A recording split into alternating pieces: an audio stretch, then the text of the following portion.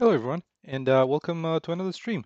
Hopefully, you had a great week. Uh, Unfortunately, it just ended, but yeah. So let's take a look, as usual, at some of the updates that I've tried to accomplish this week. I did manage to do a few things around the bow combat. I've also tried to address kind of a lot of issues with the bow itself, and also started looking into the HLOD generation for the main level, and we'll take a look at that in a little bit as well.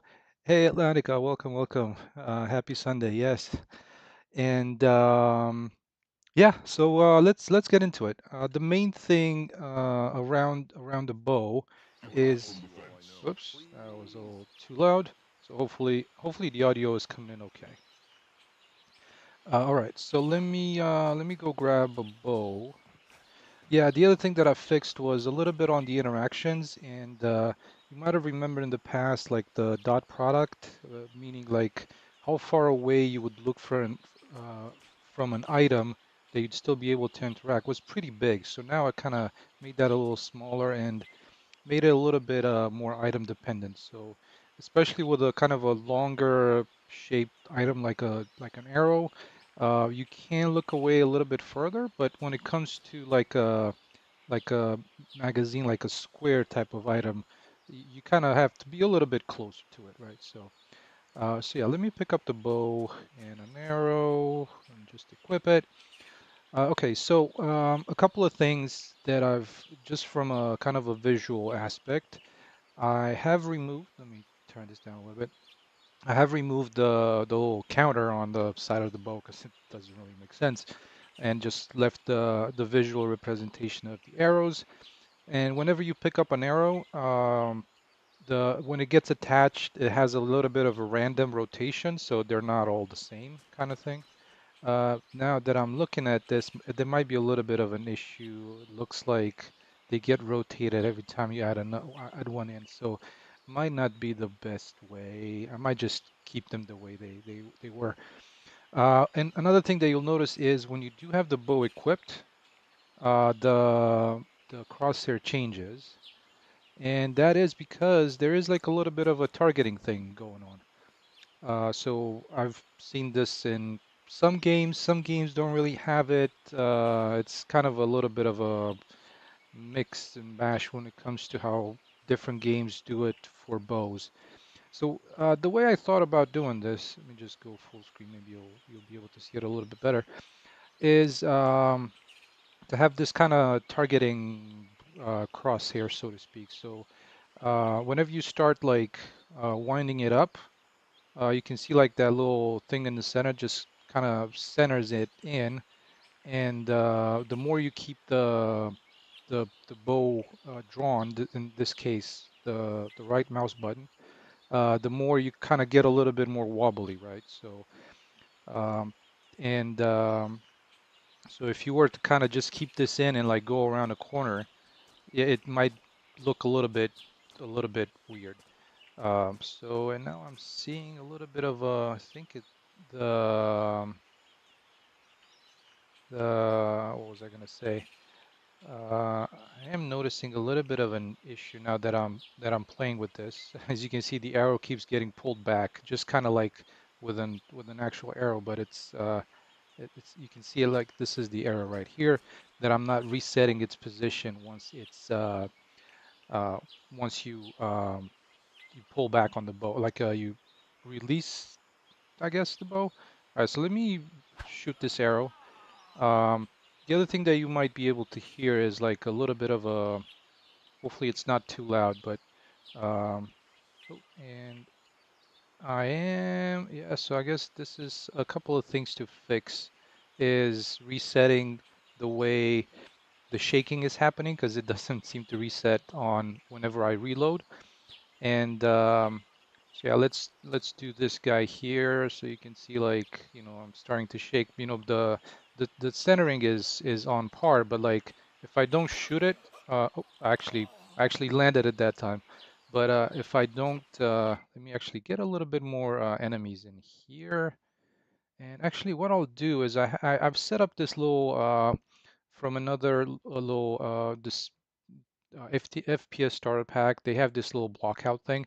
So let's actually place a couple of enemies in there and try to walk around in that blockout and take them out. But let me see, where are my? Oh, let's say they should be around here. So I'm gonna grab a couple of these arrows. Hey, Atlanta, yeah, welcome. Thank you so much. Thank you. Yeah, there's been some progress. You probably see more in the I'm not sure the main world if there might be something there to see as well. All right, so let me see where do I want to start in a kind of a room where there's no targets or I'm not going to place any enemies. This one just has like just regular targets, so it's not like I think it's in here. This is where the kind of the starting point would be. So we have a few arrows, and what I'll do is I'll kind of let the I'll pick them up off of the whatever I hit. So, and let me see, where's my starting point? This level is getting a little bit messy, so let me just grab it from here and we'll put it around here. And also I'll get a couple of enemy spawners so that way they can um, either react or maybe even attack me. All right, so let's do that. Enemy spawner out here. And we'll actually let's do a quick patrol path as well. So I have this guy just, walking around between some of these areas. And then we can test a little bit more how the kind of the shakiness works with the bow. But yeah, and again, I bring this up. Uh, I think sometimes if I show it something to folks, and thank you so much for everybody joining. If I do show this, I do detect issues, that I might have not found. So yeah, let's add a patrol path in here, just so that this guy is kind of walking between a few points. Hopefully, I think the navigation mesh should cover this area. So let's do. This would be point 0, kind of start around here. Then I think this one goes up through here, which is nice. All right, so let's do another point. This could be maybe over here.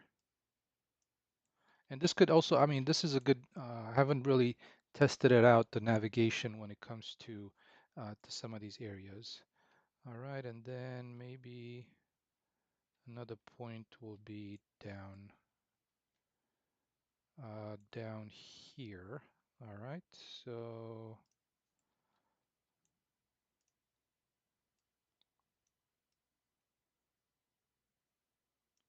okay, right there. So let's get in. Actually, I forgot to bring the bow, so I'm gonna place another bow around where the player is starting. Oh yeah, and one thing, not sure if it was noticeable. I was trying to get, since this is like really up in your face, like the bow itself. I was trying to get it so that when you do look at the arrow, it's not always placed in the same position. So let's take a quick look at it, and yep, this level is not being loaded. Uh, Let me, 1 second, guys. Open level blueprint, and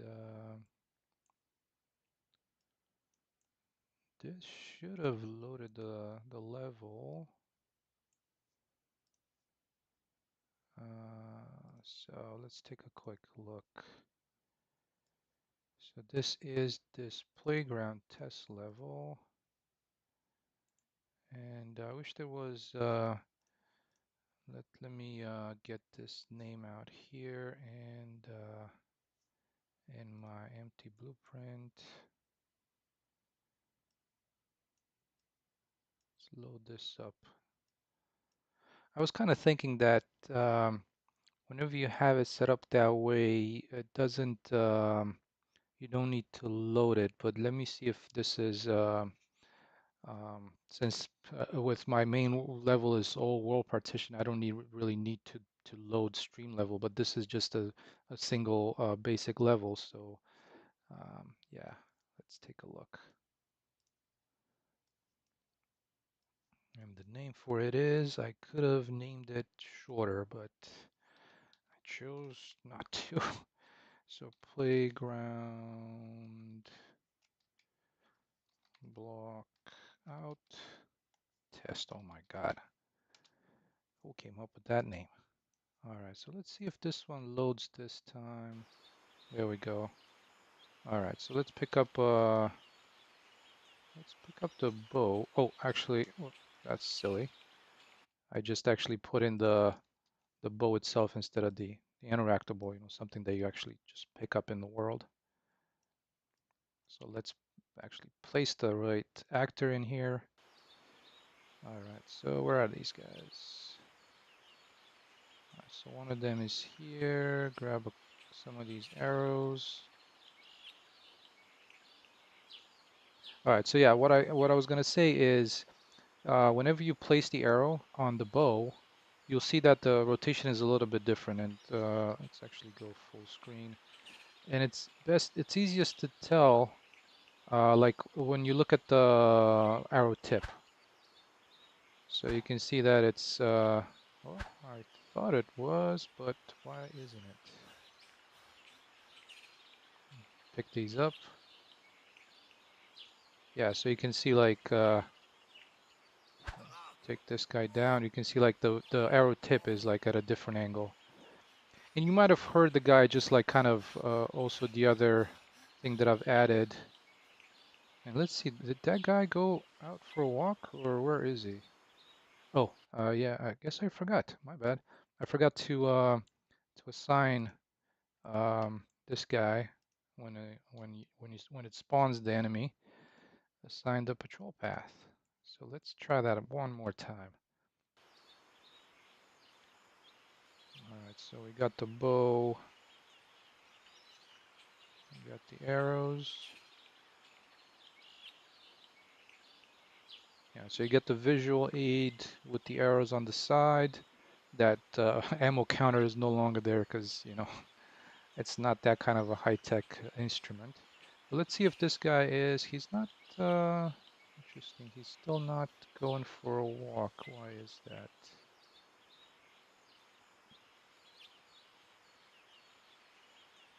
Oh, I wonder if it seems like oh yeah, the navigation mesh, I don't think it reaches all the way to there. So let me make this bigger.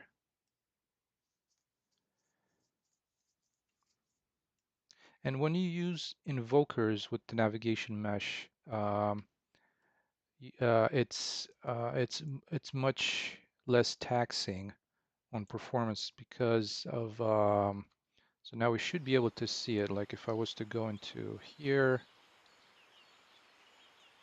we can see like where the guy can go, and now he's like going out for his patrol path. So he's going to that point, and the next points. All right, so let's go and take care of him, and we'll see if we meet him along the way. But yeah, that's one thing that I guess I need to fix. Once you start like aiming, and the aiming gets more precise, and the wobble starts happening a little bit stronger. It gets to a point where it's just it kind of this is as much as wobble as you're gonna get, and then once you start it up again, it resets. But unfortunately, the arrow is still not reset to where it's supposed to be. So maybe we'll fix it during, because it should be a simple fix. But let's go and find this guy and see where he might be. Oh, there he is. Whoops. Come on. Oh, what did that hit? And I think this guy might not have any bullets. Why is he not attacking me? That was that was interesting.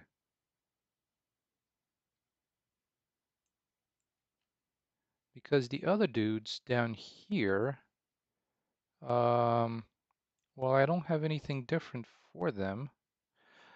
Uh, they they were in this guy was in patrolling state as well, wasn't he? Where was the spawn point here? Yeah, he was in a patrolling state. Um,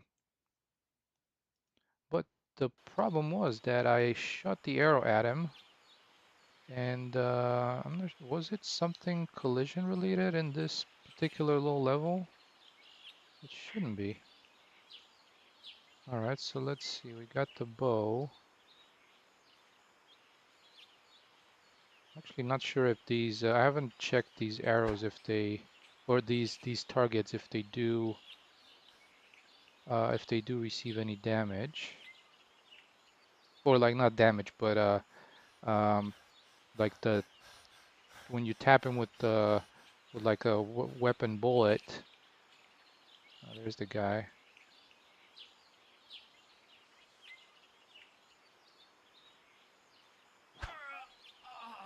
Well, so that worked, but it's still a little bit. Yeah. So see, this is still it's still happening after you shoot the arrow, which is interesting. Okay, so let's pick up the arrows. This one's off of him, and this one's there. And I haven't tested out the why these targets do not. I wonder if it's because of the collision and how the so when this hits, it's not registering as it should. So let's see what this one has. This is again something new that I haven't really looked at just yet. And I think it might be due to this one being only receiving radial damage or any damage. And when my arrow hits something, it's applying point damage. So I don't think this one is, let's, because it should have taken any damage, I would think. So let's do a quick test. But yeah, so that was kind of the main update from a combat point of view with the bow. Um, the other thing, oh, that's a little bit difficult to pick up when when it's in the air like that. Yeah, so this is like I was saying with the bow, and this is kind of how the shaking happens, and it is not receiving any of this damage. Oh, okay, so that was a perfect test. If you remember from the last stream, I was running into the issue when I was trying to jump and I had the bow attached, that it was like kind of teleporting you to some weird placement slash location. So now I believe I know what it is. It's something due to the mantling.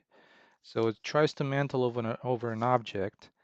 It's not just like jumping, right? Because jumping is fine, but when it tries to mantle, there's like um,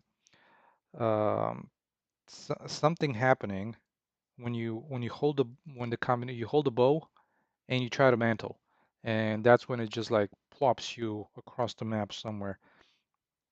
So I'm gonna write that issue down and see if we can if I can figure it out. But in the meantime, let's take a look at this target because it's got an interesting mechanic and could potentially help a little bit with testing out some of this some of the bow. You know, 'cause with a since the arrow drops, right? And that's why, I have that little cross here, kind of the line going up, and helping you look gauge how far the arrow is going to go. Because yeah, if I was just aiming and shooting, I would probably not hit that guy. The arrow would fall to the ground quicker. The question is, let's see. I think this guy, does this guy have, I don't, doesn't look like he has anything in there. And in the viewport, so it's blocking all dynamic, which should be fine. And what I think, let's see.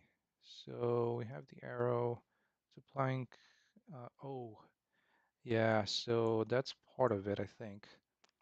Because it's only applying damage to, or it's sending a damage message to an enemy. Apologies for the spaghetti. I didn't get around to clean this up that good. And so it's only if it is a um, NPC enemy or the main character.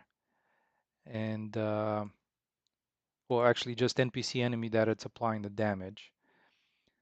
So in that case, I'm kind of wondering if I can also do a we'll just test this out real quick.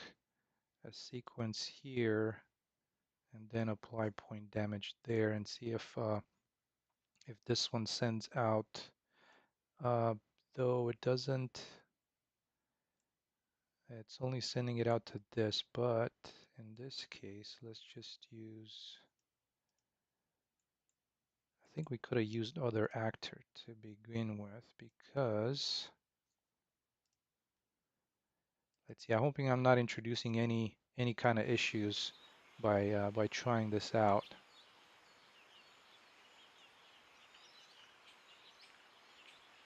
Just gonna grab a couple of arrows at the moment. Let's test it out first and see if I can take out the enemy. All right, so that works with that guy. Let's see if it works for this guy. Oh, yeah, there we go. Okay, so that was it. It was just the way the message was being sent. And it seems like it is a little bit complaining about well, not complaining, but it is hitting the that collision box first and not the target. So that's just a little bit of a visual thing. All right, so let's take a look if all the way from here. Okay, there we go. So we were able to hit that. And let me go full screen here. So um, the targeting actually does you will miss. So if I shoot here, then yeah, I was like it went the distance, but it didn't hit the thing. So yeah, there we go. Oh, okay, so that's interesting. It worked on a high mantle. I'm wondering if it's just the low mantle that it doesn't like doing. And I've seen this issue before. This is something that I've been having a bit of a hard time. Oh, okay. Well, that actually helped. So it's when you also have an arrow. So it's not just having the bow in hand, but also having an arrow. So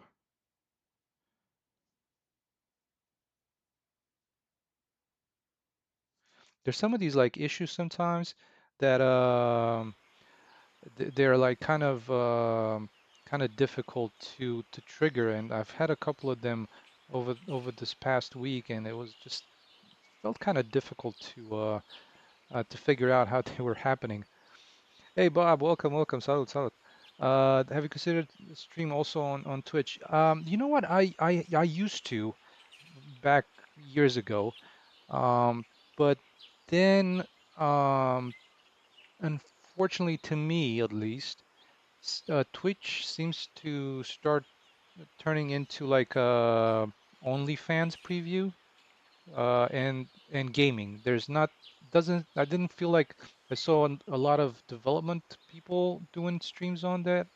And yeah, I can definitely do both YouTube and Twitch at the same time. I've looked into that. I think it's like Restream or something, but I just felt like over the years Twitch is either like, political commentary or, people playing video games, or the other one is like I was saying, the OnlyFans preview. And I mean, it's a it's still a valid platform for sure, but um, I don't know why I just um, didn't feel about it the way I used to, you know. Um, so you know what? Because I do have an account on Twitch, and I haven't gone there in a while. So maybe I'll think about that because there were other folks that were asking about that, and I'll take a look. I'll take a look and see. Worst case scenarios, you just get some bots or some trolls like um, logging in, and at that point you're just like, oh, okay, whatever. I'll just stick to YouTube. But yeah, I'll give it a try definitely. Hey, Gitish, welcome, welcome. How you doing? All right, so let's see. Nobody here. Where's that guy? All right, so there he goes. I still didn't get around to like uh, hide the little detection arrow once you take out the enemy. Um, yeah, that's my thought as well. Maybe there's like I can get more people to like watch it. So let's see. Can I? There you go. So there's that target, and I'm out of arrows. So there's one, and where did that go? There's two. Oh, that's interesting. I can't. Oh, actually, no, I can. It's like the outline is a different color. And okay, so I think I might have found another bug where the count of the arrows is not, because like right now I can only have two, but I was trying to pick up three of them, and apparently it just doesn't seem to do it. Um, so hey Gitish, is this a fab asset? Well, which one you're asking about, the bow itself, or?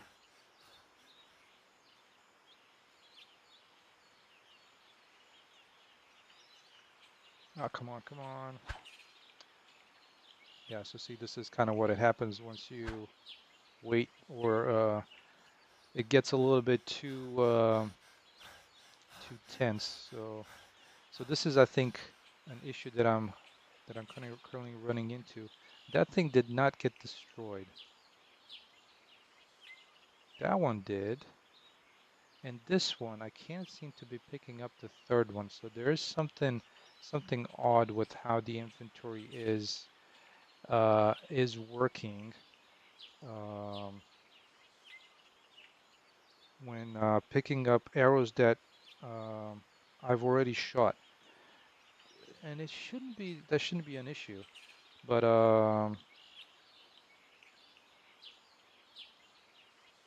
another little bug to note.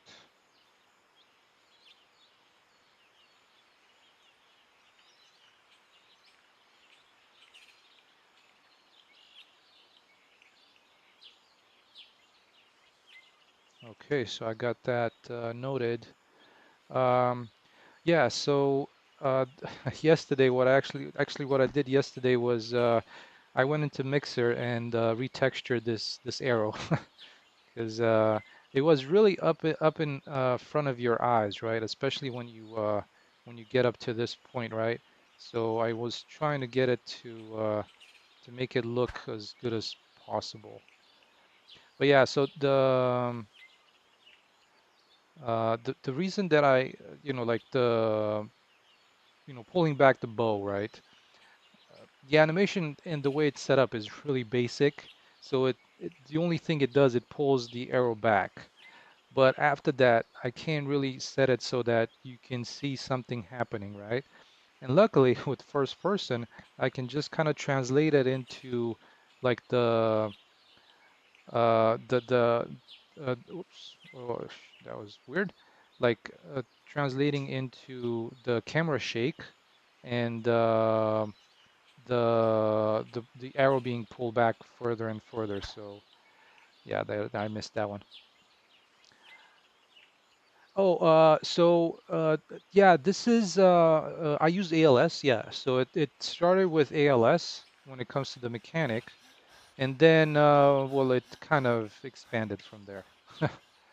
Um, because like ALS does not have any kind of I'm not sure if it has an arrow and you can actually shoot the arrow. At least not that I know of. I think it only has the bow and you can extend it and I think that might be it. I can't remember um, if it does if you have that uh, if you have that option. So yeah, but yeah, what I ended up doing is like this kind of targeting system. So let's see if I can act. I'm not sure this is a pretty big distance from here to shoot one of those targets, but it's got let's see, can we shoot it all the way to there? Nope, that was I was a little bit too impatient. So let me pick up one of the arrows. This is interesting. Because I have that animation to pick up things, and it's trying to do that since it's doing it with the left hand. And this is like in an IK mode. I should not be doing it maybe when you have the bow attached. So that might be something to think about.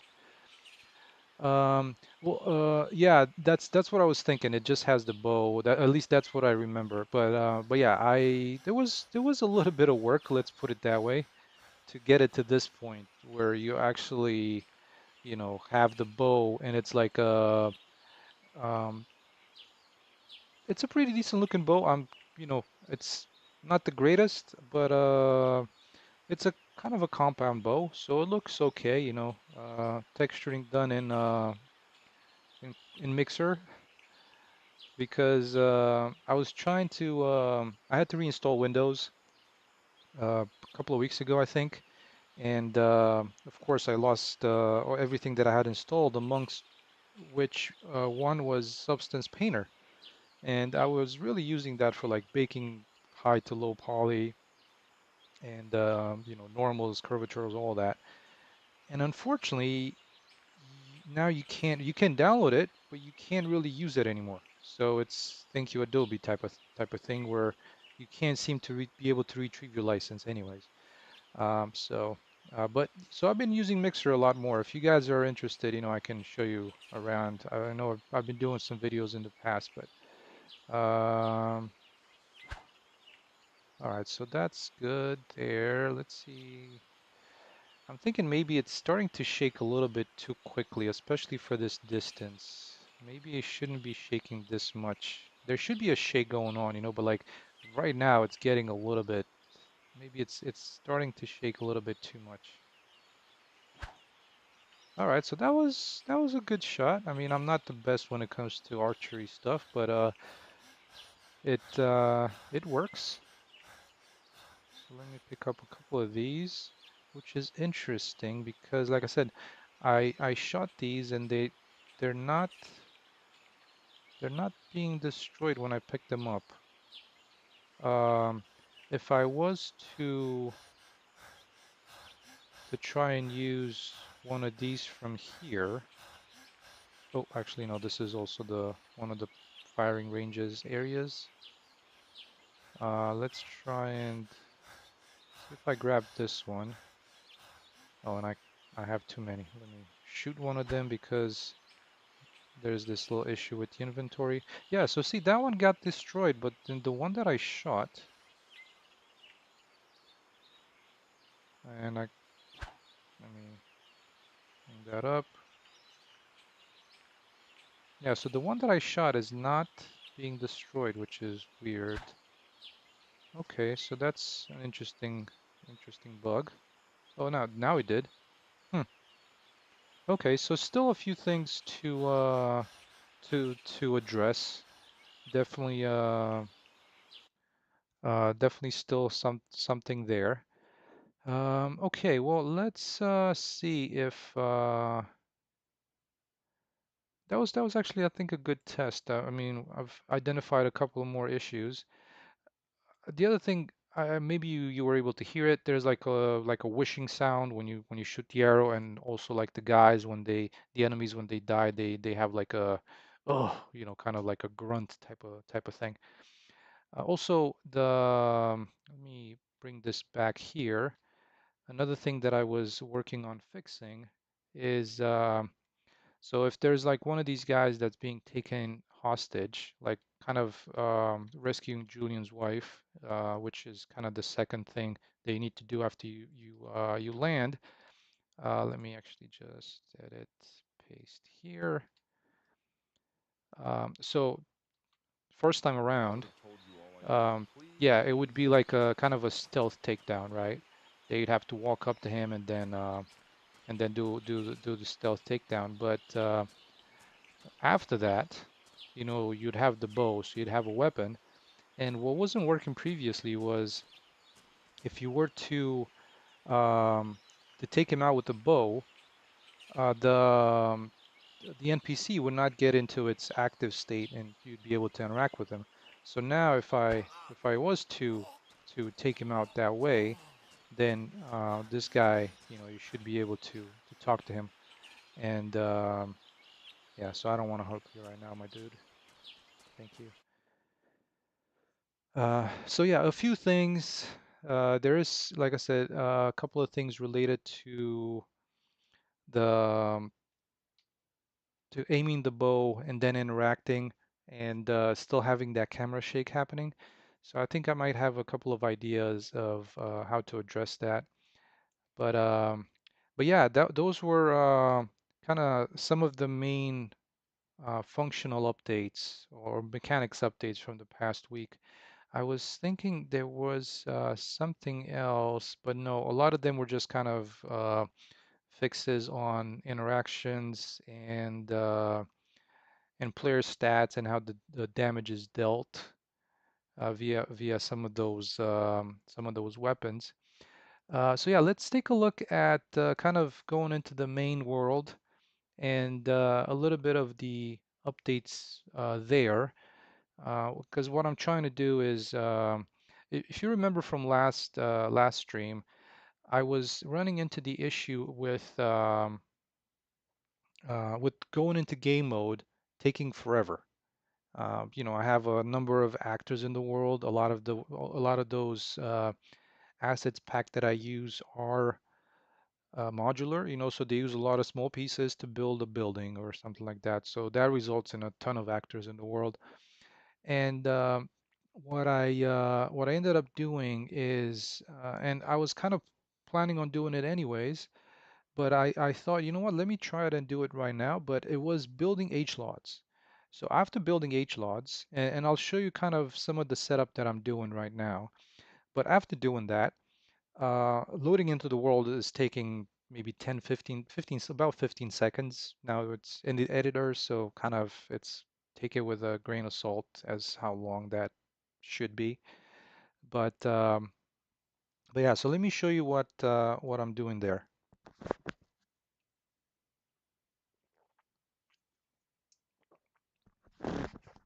All right, so it just takes a while because all my things are loaded at the moment. I just wanted to have everything loaded in the world and not. I do use data layers. So that that way you can specify, what's loaded at the time of when you start the editor.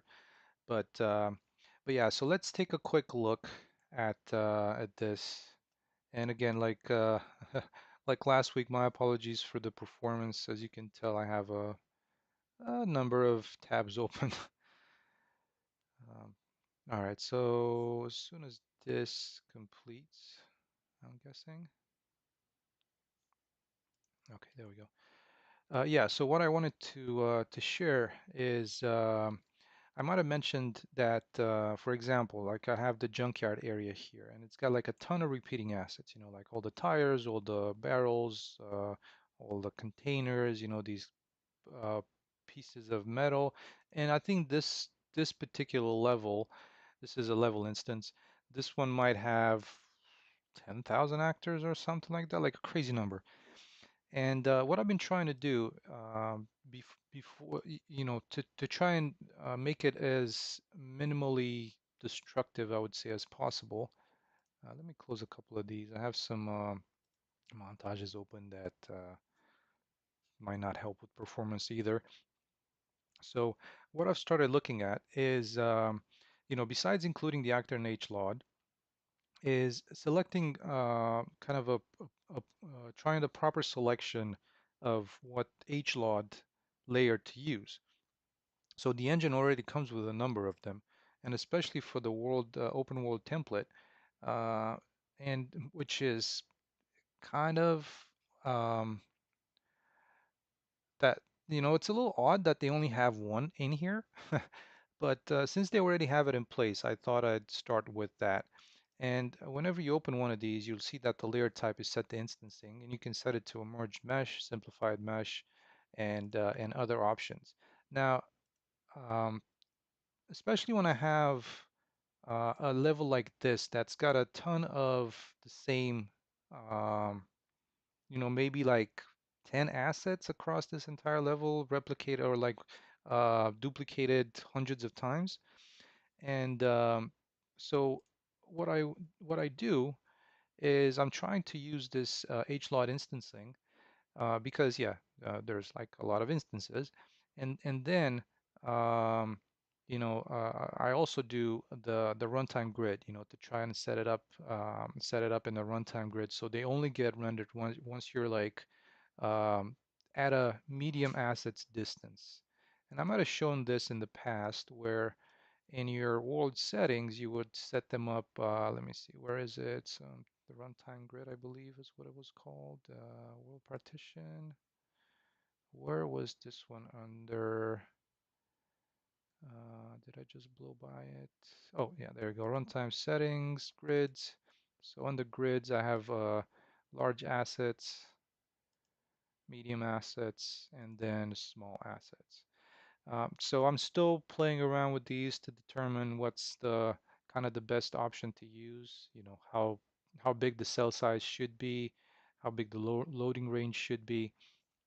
But following building the HLODs, now when I go into game, and I'm actually gonna just pull up my timer here um, just to check and make sure what's our time once we start playing this.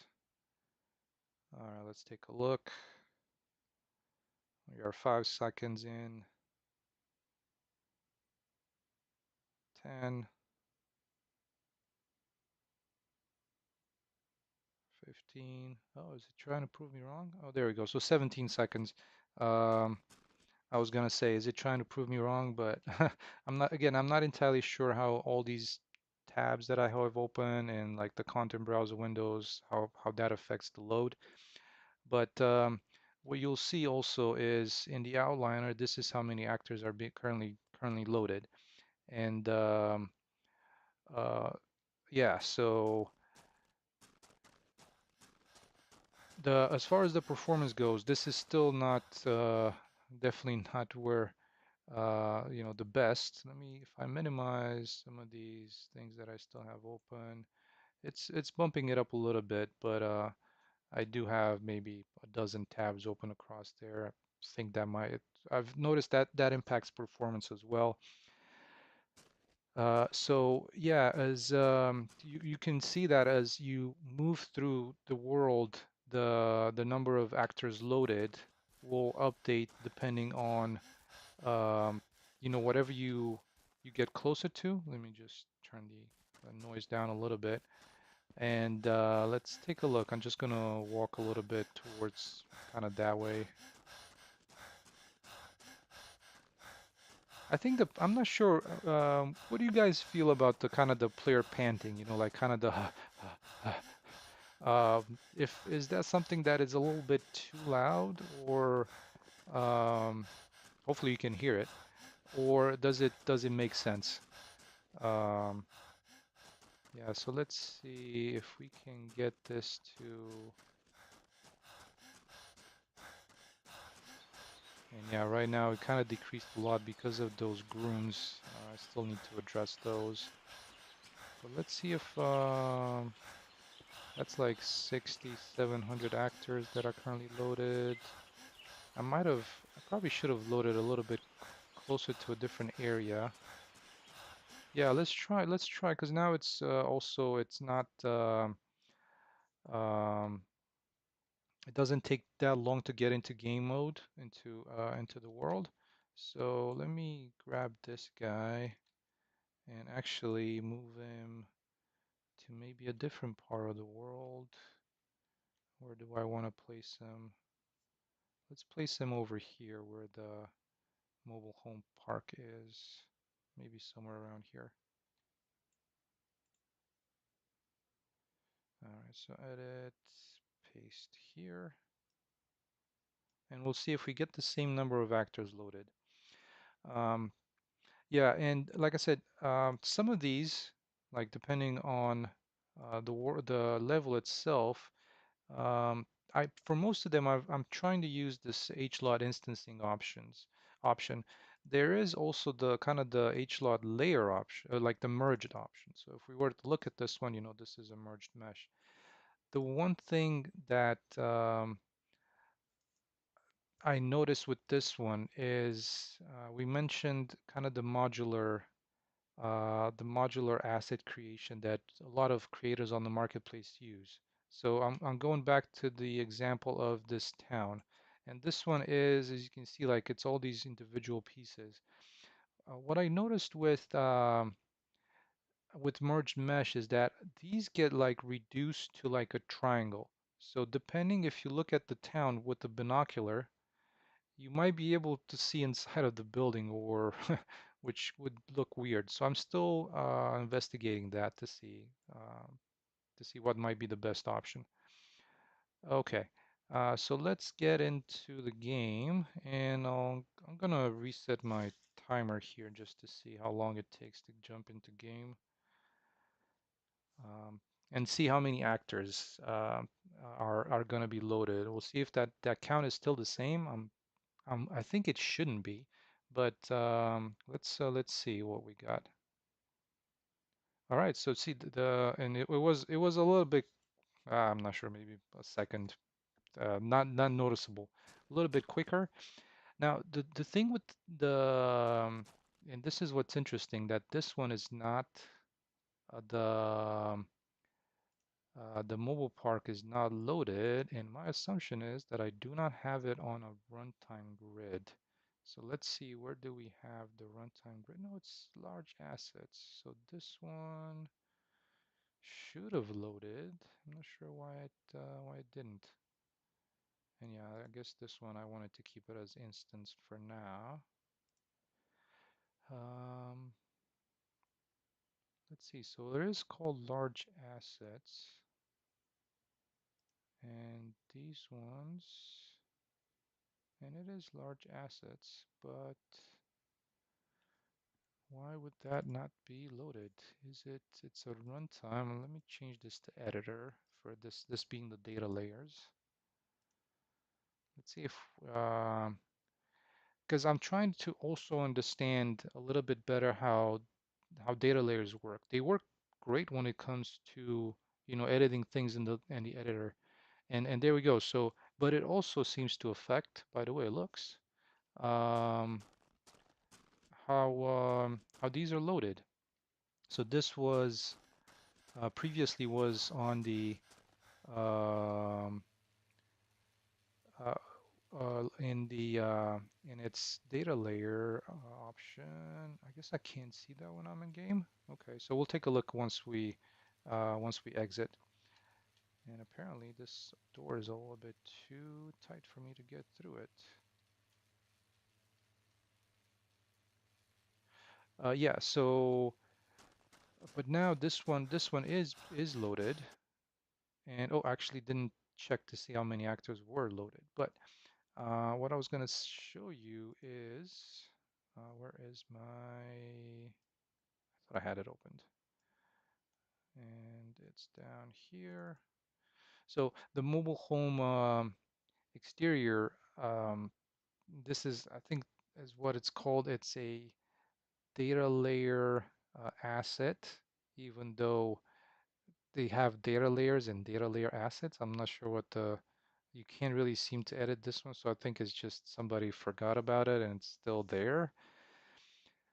Or it might be something that is not for world partition levels. Who knows?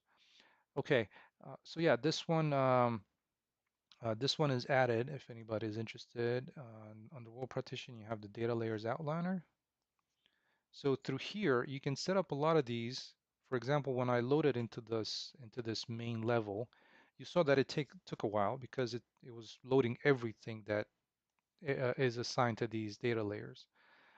So one good thing for this is kind of organization, because you can also have, like have organized through level instances, right? But this one you can also like kind of hide and unhide things. So for example, we were looking at this area, which is this one here. So I can just hide everything like that, um, or show it. And for um, the option, you can set it to initially visible and initially loaded. And if you say you have a number of these that you don't want to show when you load into your main world. You have like myself, a ton of actors, and you just want it to load, within seconds and not wait for like half a minute. So you can set these up to not be initially loaded or initially visible, and that should speed up time. Say for example, you only want to work on I don't know, like parking lots in this example, and so you can just have all the other ones be, hey, I don't want these to be loaded. I just want to work on this one. All right. So yeah, let's see. We were looking at the count of actors. Let's jump into game and give this another look. Yeah, like I said, following the building of HLODs, the load times, as you can see, they went down from what we were doing last week, and I was like rambling on for like a minute and a half. It went down to 15 seconds or so. And yeah, so this being a pretty small level, it doesn't have a lot of actors. You can see like the number of actors that are currently loaded is 1200. So let me try and walk towards where the factory is, and we'll see if that one, if we'll get a little bit more actors to be loaded or unloaded from the mobile park. We'll see. This is kind of a test for myself as well, because I actually haven't gone through this.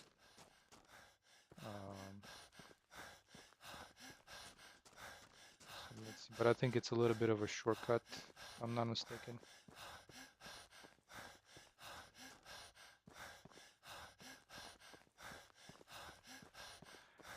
So yeah, I'm gonna try and see if I can get this panting, kind of as you run to work a little bit. I'm not sure. Um, be a little bit more realistic. Not realistic, but it's just a little bit kind of strong at the moment. So we still have the same number of actors that are currently in there. So let me exit out of game mode real quick. And it looks like these guys are still in there. this is also kind of, but you can see like there's nothing here. And I'm wondering if this is the same, this is also due, I think, um, to this. So I think I'm gonna be getting real close to that and it's still not gonna be loaded. That's my assumption.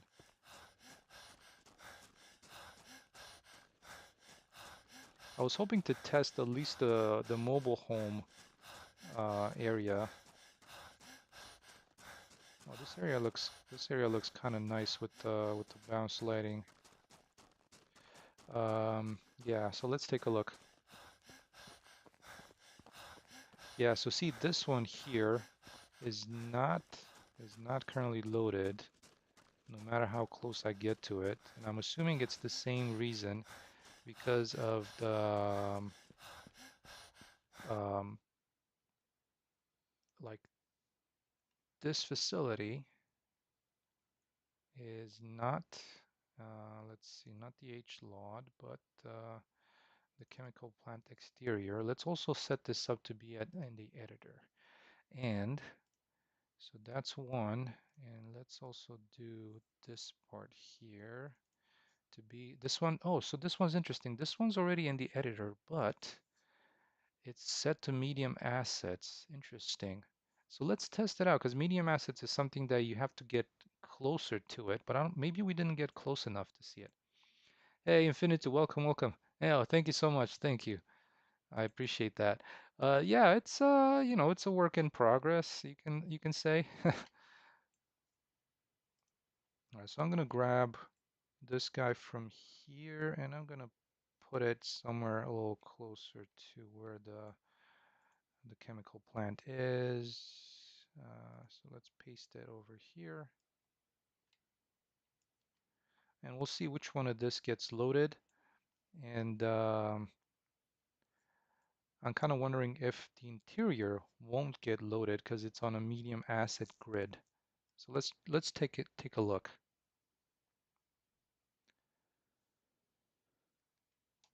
Oh, is that road made out of splines? So it's made out of landscape splines, and that's also because I haven't built the landscape splines yet, and so basically these if you do use the landscape spline and then you apply the mesh to it. So this is a landscape spline with a mesh applied to it, and but you need to build them afterwards, you know, because um, you can't just leave them like this because they do have a pretty big draw call impact. If you did any tricks to blend the edges of the road with the landscape. Well, so the edges of the road, I mean, they're somewhat blending, you know, if you really pay attention, you'll notice where they join, you know, like not where they join, but where one section of road ends and the next one begins. Um, I've done a different tiling on this material here. That's the side of the road, this kind of like gravel, and I think I tiled it 1.5, and 1.5 is not going to tile with the next one. So I might want to bump them up a little bit. But aside from that, there is nothing else. There's nothing else that I do as far as material goes. The one thing that I do have is there's like a pixel depth offset between the the material for the road, like the asphalt, and this material. So there's two materials, like there's the asphalt, and then there's this one here. But aside from that, I just try to find a material for the gravel that would blend in as, you know, okay with my dirt material here. Hey, Dilion, welcome, welcome. Are you blueprinting the whole game or are you coding? So it's all blueprints. There is the only ones that have coding are the plugins that I use for the dialogue and the save, and everything else is just blueprints.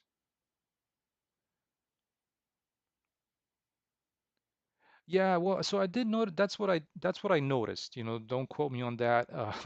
But I did notice that once I hide, like if I was to look at the stats in the world and I hide the landscape splines, the count drops a lot. The draw calls. So that's in my case. All right, so let's take a look at let's see if I get closer if there you go. So there it is. Hey, that worked. But let's see how does it go with the actors. That's interesting. So there's like 1,531 actors loaded. Um, which is interesting. But that's my thought is that under the let's actually back out a little bit because part of that I think might actually be um, the oh, and actually here I'm actually using the pack level actor. The question was I was hoping that I'd be able to select the HLOD layer, the HLOD. So basically, what I was thinking of is, as you can see, if you zoom out, these things like hide because they're on a different grid. But I was hoping that I'd be able to see, and but it's just because these are set up as a pack level actor. So I was thinking that I'd be able to see the HLODs, kind of like this corner of the building being one HLOD, like these section being one HLOD. But I didn't remember that this one, I've already had this set up as a pack level actor. So a little bit more to look into here. Um, hey, Dilian. Oh yeah, thank you so much. And like I said, um, if there is a link to a Discord channel that I have a few folks on there, and um, you know, if you have questions, we can at least point at something else if we can't answer. But yeah, if you have anything like that, feel free to also ask in Discord as well. If outside of me streaming, or it's a lot easier, of course, when it's streaming for folks. And I did have, unfortunately, now that I remember, I did have somebody that was interested in how I was doing like a mechanic in the game. And my apologies if you are watching this video that I forgot. Ping me again. Hey, Dex, welcome. How did you get your MS Lorox and Cliff's looking good. Mine always looks so stretched and super low res up close. Oh yeah, well, so I mean, mine don't look uh, that perfect up close either. It's hard to get that done, but I will show you real quick.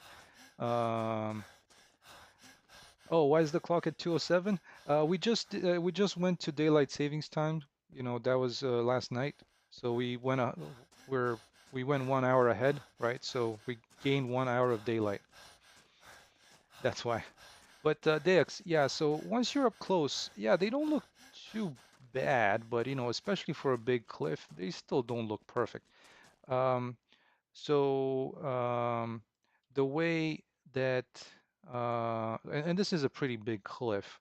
So the way that I have this set up is just so I can share with you is I have a detail normal, which kind of brings in the details into the mesh itself. Let me see if I was to bump this up, you'll see that. So this is the detail normal, right? And actually could bring it up a little bit more than it was. But behind it, what's driving the fact that you don't see too much tiling or like it doesn't get too blurry or super low res is I do have a base color. So if I was to and that's this one here, this kind of like layered rock cliff. And if I was to tile that even more, let's take a look. So this is how it would look if I was to bring the tiling up. And actually, I can probably bring this over here to show you. And I'll give you a quick rundown of how the material looks, so you can pause the video and copy what you need out of there. Um, yeah, so like right now, the base color is this cliff texture, right? And this one, I can tile it as much as I want, depending on the size or, however big I want this to be made. So for example, if this one was set just to one, you know, once you're up close, you would still see that it's kind of blurry, right? But then once you tile it up, like let's make it 10, you'll see it that up close, it's looking quite okay. Um, and it's up to you, like how much you might want to tile it. Like for example, I think right now it might be a little bit too much because you can see like these seem to be repetitive a little bit. Not too bad, but I might want to kind of go to this scale. Um, oh yeah, so Infinito, I'm not in Romania anymore. I'm back stateside right now. So let's take a look at the material real quick and kind of what's more important. Um, but But yeah, so the way I have this set up, if you can ignore some of the some of the spaghetti, but and let's start with not here, but where is it? Where is it? Not the cover. Okay, yeah, there we go. So this is kind of like the base color tiling, which I apply to the base color, and base color, roughness, metallic, normal. And then I also have down here a detail map. So the detail map is kind of like the macro details, right? So I was showing you a little bit earlier that, well, for this material, oh, where is my material window? Where did I, oh, it's right here. Okay. So for the material itself, if I was to bump this up, you see that the details from the original mesh kind of come through a little bit more, right? So if it was just at 0, it's kind of plain, but once it's at 1, you get a little bit more of that bumpiness from the big rock. But yeah, as far as the material goes, I just add a detail normal that has a different tiling than my base. And then, you can use like blend angle corrected normals to blend the detail with the base normal, which at this point is already tiled, in my case by 5. And then you just plug everything else in here. Like I said, I just wanted to show you those bits because everything else, there's like a lot of other things going on with this material. But hopefully that gives you an idea of how I'm handling that bit. I think I actually might have for this material itself, I might have a tutorial on my channel if you're interested in watching it. I think it kind of ends up with the same result if I'm not mistaken. All right. So that seems to be working with loading in and like just loading the the actors that you're interested in and not the entire like 50,000 or so actors. So let's try going into game mode again because you can once you're in game mode you can exit the body of your player and just fly around and uh, kind of experience what the behavior would be. So in this case, if I just press F8, if I fly around, you'll see that, things are starting to be loaded in, based on their medium grid. But I wanted to see what would happen if I go, um, and I think this part here, these are not on, I thought they would be on a grid. That's kind of interesting. Let's see what's going on here. So this is the main level, and this is a perfect example. This is what I wanted to show you guys. And this is an HLOD, see? Um, this is what I was trying to select and kind of show an HLOD, right? So this entire world is just one of these. And in this case, it's set up uh, through instancing. And I think it might have been, as you can, even with instancing, it looks like it does have these. This is what I wanted to show you guys. It does look like it has the, oh, and actually, that's so silly. I exited out of game mode. But that's kind of what I was going to with HLODs, um, just to try and show you what that was. So let's now that we're back in game mode, this was really useful to to load in. Let's go back into or closer to the town, and you'll see like the landscape itself is also like pretty low. I think that might be also part of the HLOD. I haven't, or actually maybe it just took a while. Let me see. Oh yeah, that is also part of the HLOD, so that's good. Um, that's my assumption. But you can see like here, and by the time you know you're this close, I think you should, this one might not look like this. So let's actually start the game even closer to town and see if the HLOD behavior works a little bit better with this. But yeah, I'm thinking that this might work a little bit better if I was to create it as merged, because you can see there's still a lot of these hierarchical instance mesh. And yeah, so for example, this is for a plastic crate. Can I even see where this is?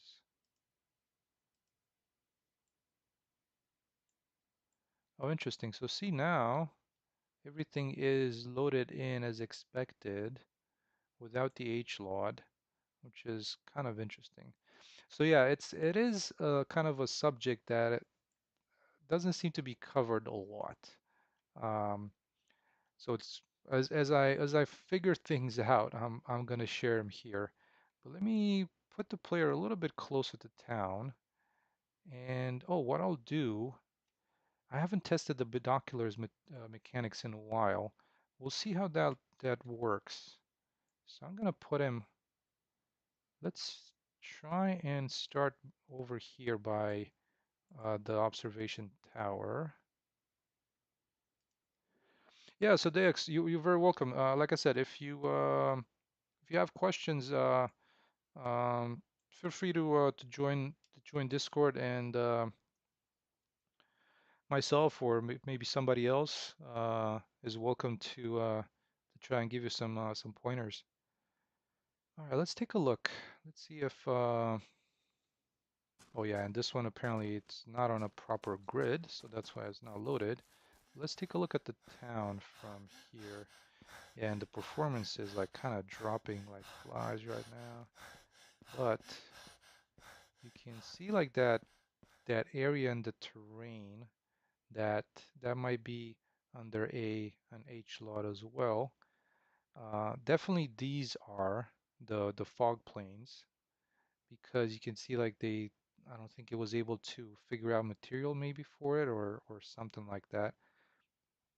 But from all the way back here, let's see if I was to exit.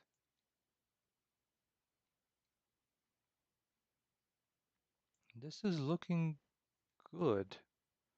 I was thinking that it was going to be not individual pieces, but the HLOD. So why would that be? Let's jump into game. And I'm kind of wondering, you can also see another thing. The number of actors has changed, right? As far as how many are loaded. So let's try and, back away slowly, or, just completely walk away from there. And I'm kind of wondering, when is that HLOD gonna kick in? And like, because from this distance, I'm not that worried of, at least, not in the current testing, with those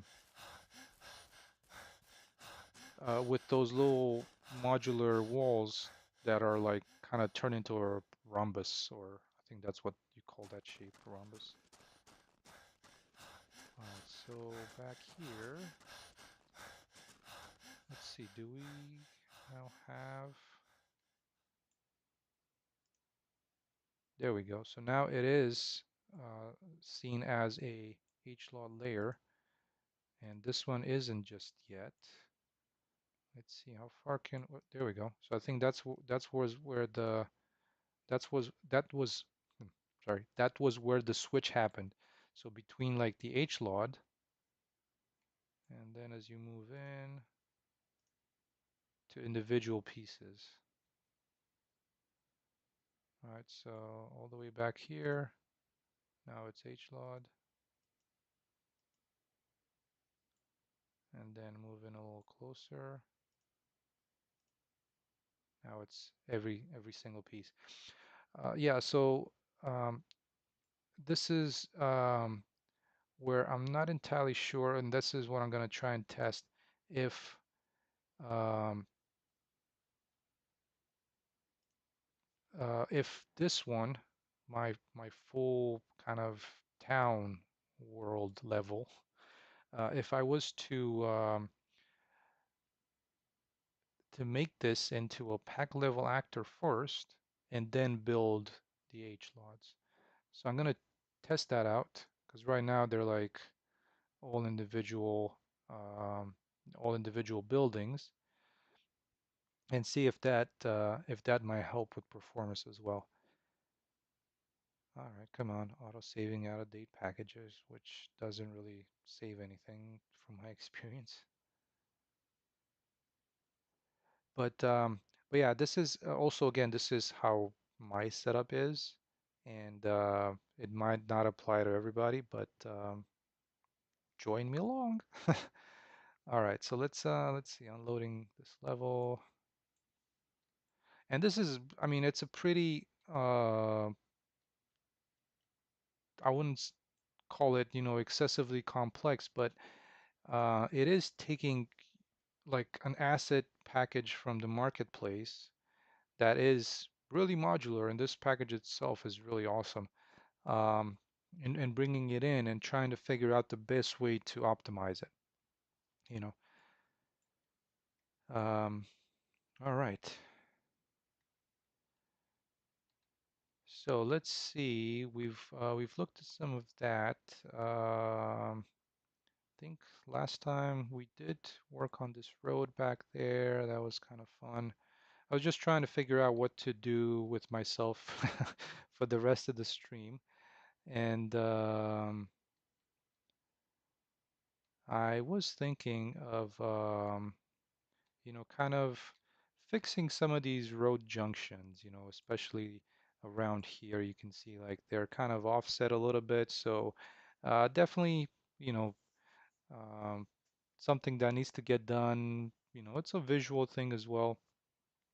And also Infinito for just to mention a little bit, because you asked about roads. So this is kind of how I do the intersections, right? So I try to use like decals, and that's why when I first started with this, it was just a flat mesh, like the road itself. But I kind of looked at it and it's like, oh, you know what? It doesn't really have any detail, or like not necessarily detail, but you know, it really looked flat. Let's put it that way. So I did create it as a little bit of a with the roads displacement in Blender. I made it a displace modifier just to kind of lift it up a little bit. So now it's got like a little bit of height. But also don't go too overboard with it if you were to choose that option, right? So and you can see like right now this particular road mesh is pretty high poly, and it's also um, since this is literally a spline, and a spline keeps on adding these instance static mesh components. I'm not sure if they're just a static mesh component or if it's instance when it comes to the road. But what I did notice was that it did have quite a lot of it added quite a big number of draw calls, having the roads and not having them. But yeah. All right, so let's see. This one in here is starting to look a little bit better. Let's try and position this one like this.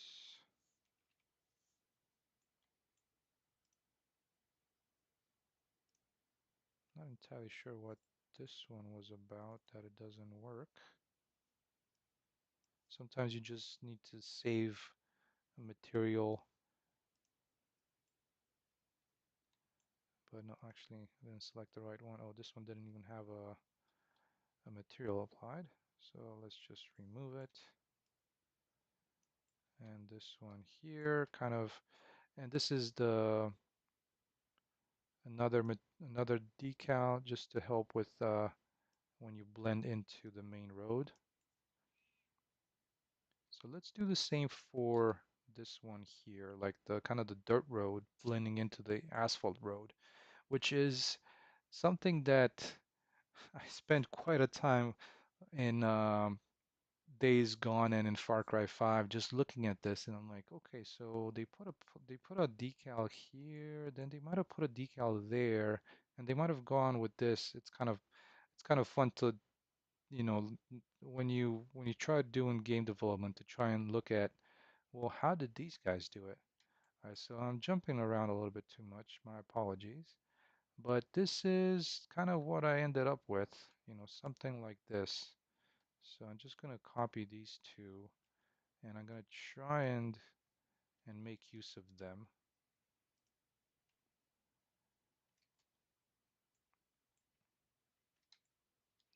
and see how it turns out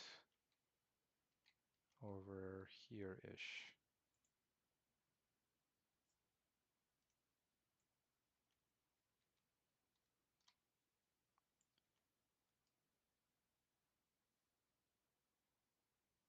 All right, let's see.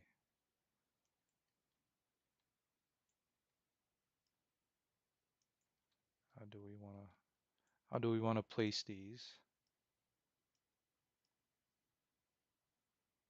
And, kind of not going too much overboard with it either. And this is what having an actual this displaced mesh, like you can see here, right, that it's got this lip on it. I think that helps when it comes to placement of some of these decals, right? Because you can see it there, but it just a little bit, it's kind of like the dirt still uh, goes on the road itself. So let's do the same for this guy.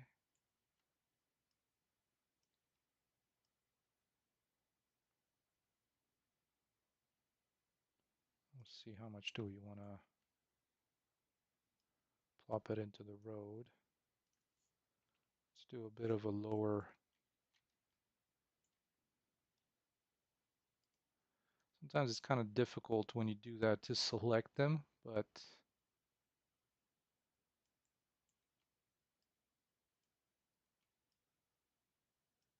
there we go, almost.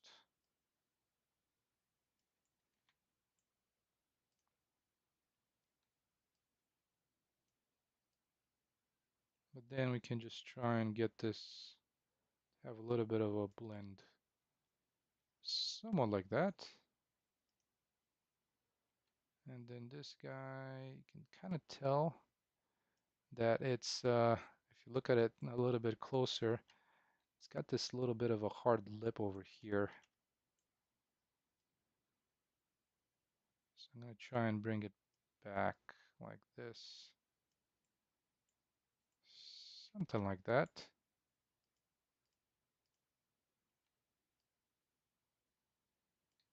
And of course, what would also help with some of these end of road ends.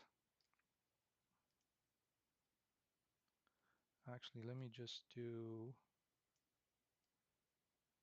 Oh, that's interesting. Is it order? There we go. A couple of tire decal or tire decals, right? So you maybe you noticed it back here where um, the mobile home area was, that there is a few of these lines. So I think this also helps a little bit with that transition between, especially when it comes between two surfaces.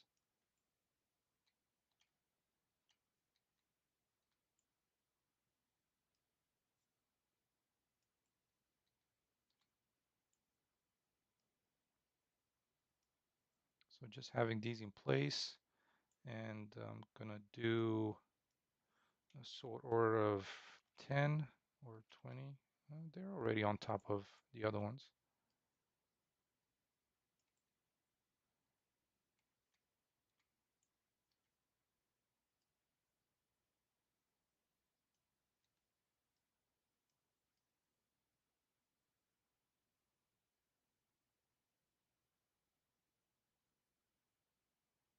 So, something like that could work.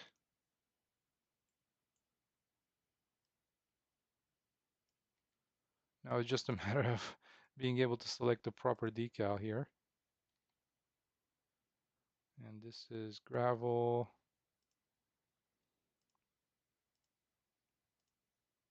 This is also gravel. Where are the tire tracks? There you go. That's one of them.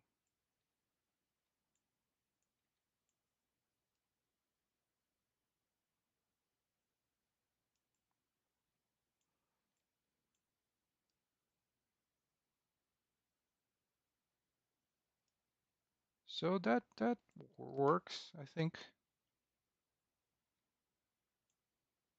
Let's see if we were to put another one over here.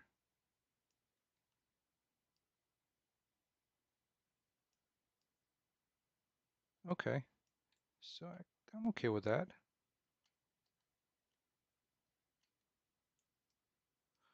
I think that's a decent enough looking junction there. We need to kind of fill it in around here with some of these little rocks that I use everywhere.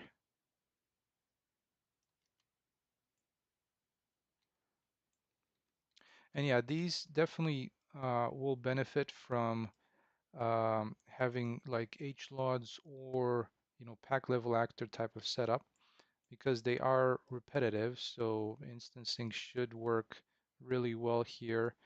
Um, might not even need uh, the HLODs, but yeah, I'm still testing on that. So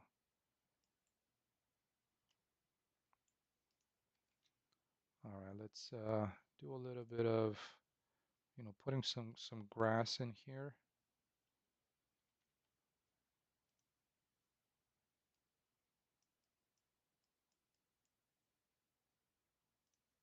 And some mulch.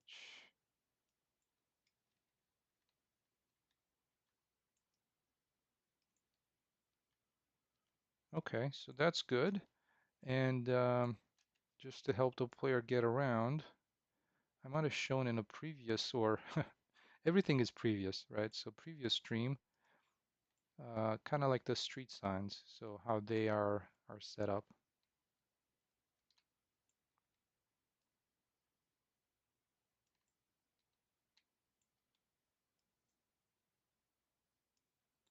And since we're here, let's also fix this junction,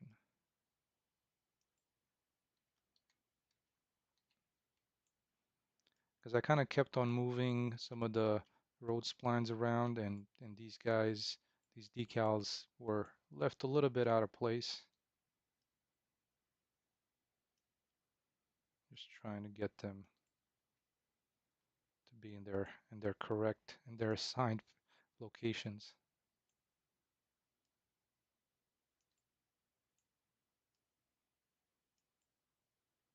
There's that. That one's in place. All right, so let me get another one of these.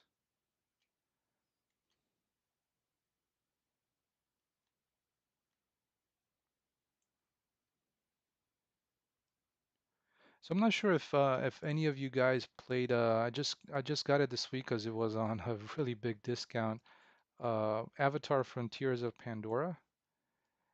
And as a fan of the movies, it's an actual really cool environment to look at. Unfortunately, um, I think this is kind of the most recent game that I have as far as release date, and I think also version of the engine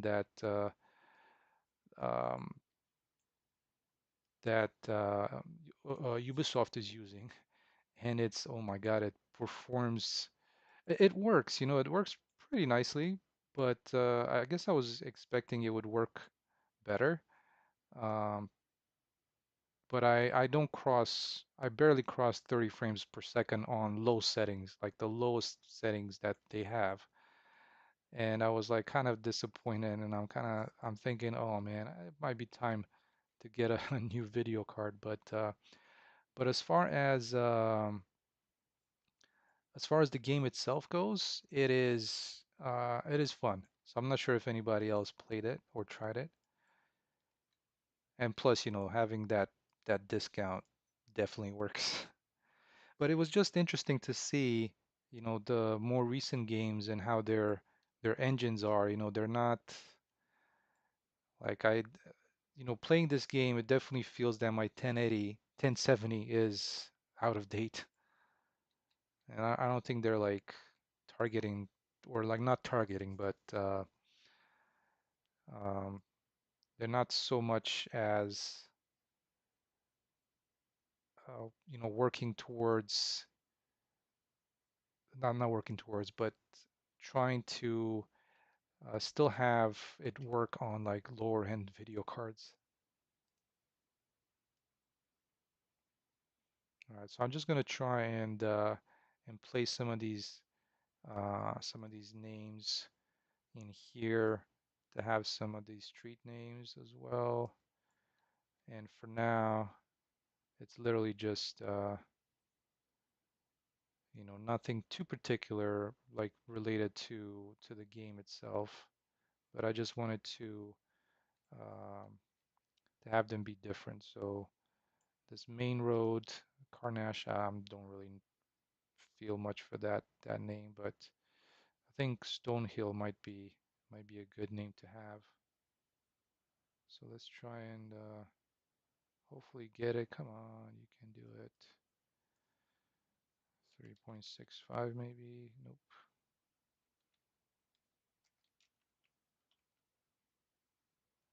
3.69, 3.71. There we go. That's a little bit better. Stonehill Street. So we need to do the same thing for this guy.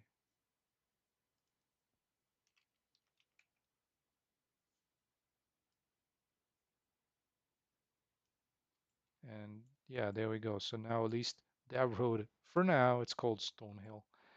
But yeah, so there we go. We've played around a little bit with the blending between these. I'm kind of thinking uh, this decal might be a little bit too, the base might be a little bit too bright. So let me try and maybe make it a little bit darker so it works with the rest a little bit better. Let's see, where's the tinting?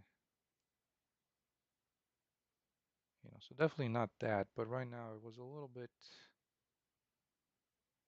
just reducing it a little bit to probably about to that point. Okay, so it kind of, that dirt road coming off of the hill, uh, and goes into this. It looks pretty good. Okay, and since we're here, let's also address this side here of the road, and try and use and reuse some of these rocks. And they all have the same kind of setup. And if I recall correctly, the material should also cover like when you want to have like a layer of moss on top of it. I think this one, for this particular one, it might be turned off. Let's see. Just move this to the side real quick.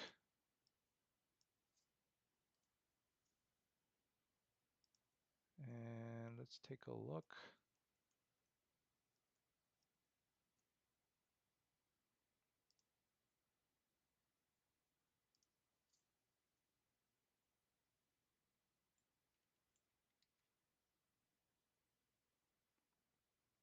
Yeah, I guess this mesh didn't have anything from the top, but let's see. Just gonna do a quick save here.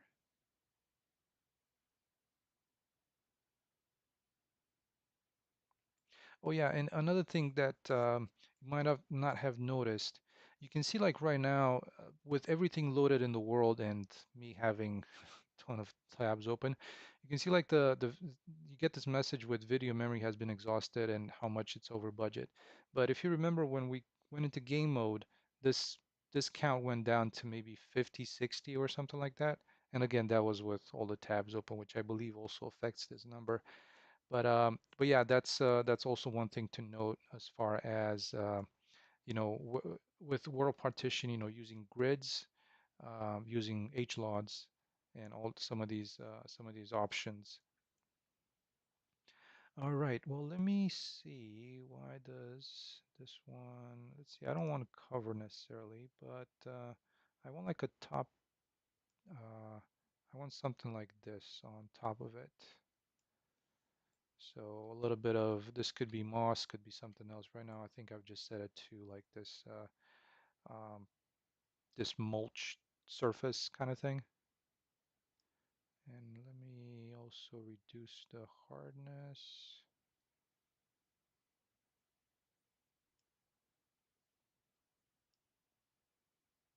to hopefully help a little bit with the blending. There you go, that's better.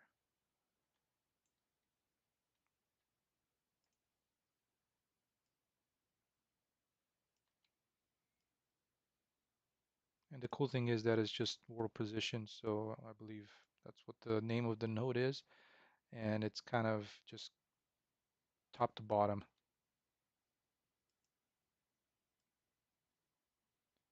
So what would be a better orientation for this? There we go.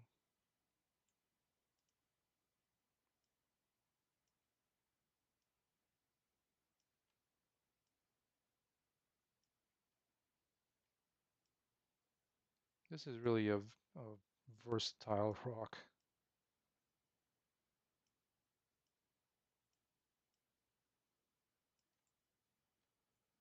Okay, there we go.